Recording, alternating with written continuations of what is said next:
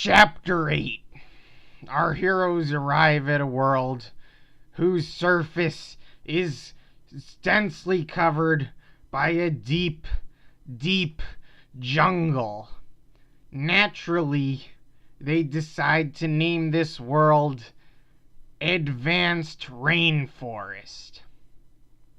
Donald carefully looks for an opening to land among the numerous jungle trees which thwart the plans of any would-be space invaders with their long, leafy stumps.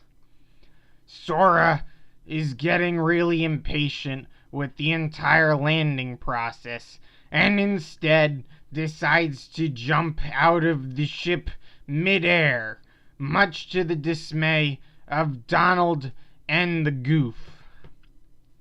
Sora, who is quite a badass, manages to land safely within a conveniently placed shelter built right into the side of a massive tree. The existence of such a building is quite perplexing, as it hints at the possible existence of intelligent life hidden within this mysterious landscape. And ahoy, friends! Speak of the devil! For a dirty jungle man, it seems, has come to investigate the commotion caused by Sora. This jungle man is a real piece of work. He is clothed only in a brown tarp, and his body smells like an old cow left to rot in the sun for several weeks, or longer. Sora attempts to communicate with this creature, but he only replies with a set of primal grunts in place of traditionally mouthed words.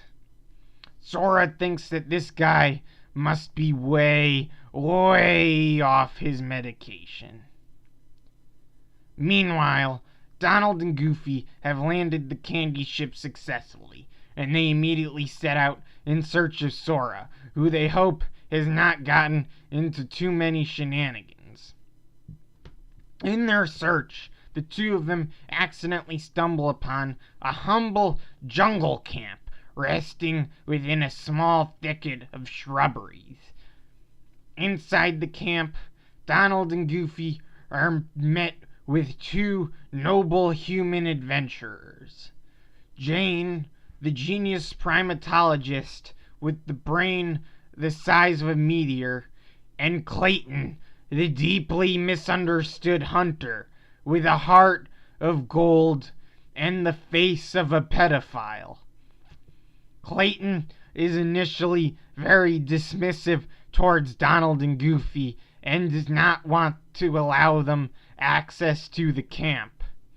Jane scolds Clayton for being rude and tells him that he should be more accepting towards the true talking animal people that came out of the spaceship. Just then, two familiar faces arrive at the campsite. It is Sora, along with his new feral companion. Donald and Goofy are glad to see that their friend has not been mauled in any way, but they are also quite cross with him for violating strict candy ship regulations, and inform him of the dangers posed by leaping out of a moving vehicle, especially one that is orbiting the lower stratosphere. Sora doesn't like his friend's authoritative attitude, but he agrees to comply with their wishes in the name of friendship. After officially rejoining as a party, the gang is introduced to Sora's new companion, Troyzan the Terrible, a mystery to all modern science, with the body of a man and the brain of a silverback gorilla. Truly a magnificent creature. Jane confesses that it is Troyzan whom drew her and Clayton into these woods in the first place, as they hope to study the ape man and unlock the secrets of his mysterious monkey ways. But monkey science business will have to wait, because danger is now. The camp has just been invaded by a pack of jungle heartless. Sora, Donald, and Goofy quickly leap into action and begin to fight off the enemies. But these heartless are a bunch of tricky pickles. They utilize the jungle foliage to its fullest effect, making them very difficult to eliminate. That is when Troyzan himself leaps into battle. Troyzan, who is a jungle baby at heart, understands every trick in the book, and easily counters the Heartless's tomfoolery. Together, the four heroes beat the jungle Heartless all the way back to jungle hell. Jane is most impressed by Sora's mad fighting skills, and tells him that she and Troyzan were planning on checking out a bunch of gorillas later if Sora and his friends wanted to tag along. And they're like, hell yeah, we want to see some freaking gorillas. Let's go right now. Clayton reminds everybody that gorillas are very territorial, and walking into their nest would probably be a terrible idea. Everybody tells Clayton that he's being a total negative Nancy, and he should just go back home if he's gonna be such a whiny baby the entire time. And so the troop sets out, their hearts set on seeing some crazy-ass gorilla antics. Troyzan, who knows all the jungle's ins and outs, leads the group to a place where the gorillas like to hang out on Friday nights. Everybody quickly spreads out in search of the reclusive primates. And then, in a twist of fate, the first person to spot a gorilla is none other than that old party pooper Clayton. A young gorilla is playing innocently in the nearby bushes. The wise hunter slowly moves closer, hoping not to startle the young simian with his presence or with his enormous shotgun. But before he can alert the others, Clayton is alarmed to see a giant serpent Heartless sneaking up on the poor oblivious gorilla. Being the hero that he is, Clayton quickly raises his gun and shoots the Heartless right in the head, vanquishing the beast and saving the young ape from an untimely demise. Upon hearing the shot, the rest of the gang shows up and sees Clayton pointing his gun at the innocent gorilla. Everybody immediately jumps to conclusions and assumes that Clayton wants to kill the gorillas, like some kind of psychopathic ape murderer. Clayton attempts to explain his side of the story, but they simply will not have it.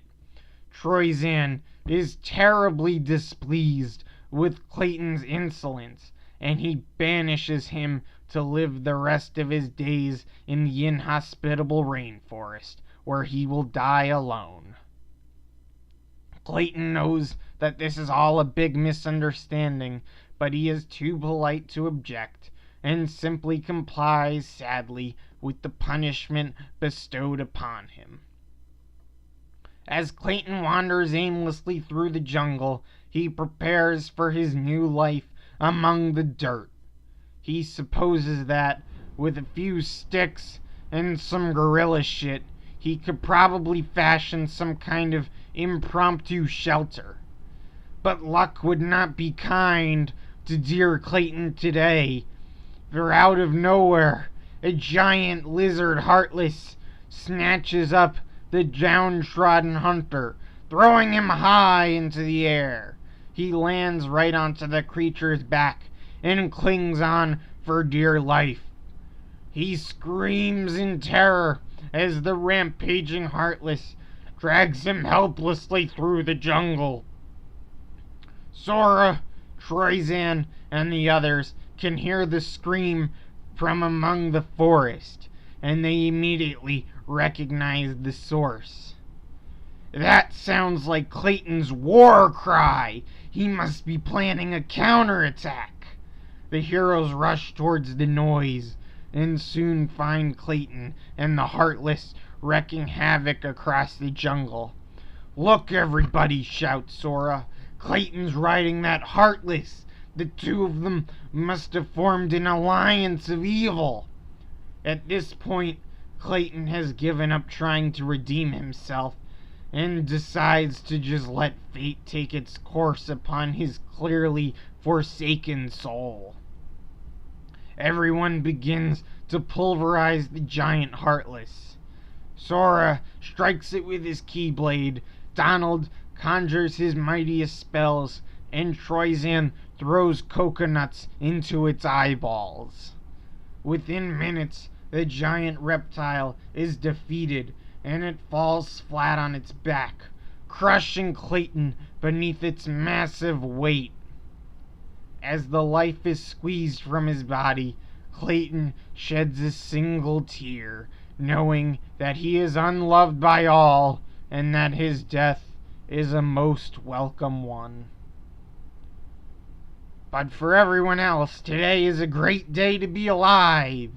The world is safe, and everyone is happy.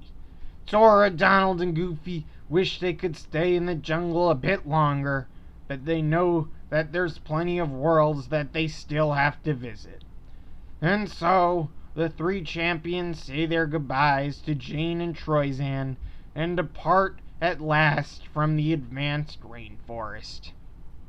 It is a bitter farewell, but our heroes are sure that they will always remember the good times that they had in this memorable world, and it will surely make an appearance in all their future adventures.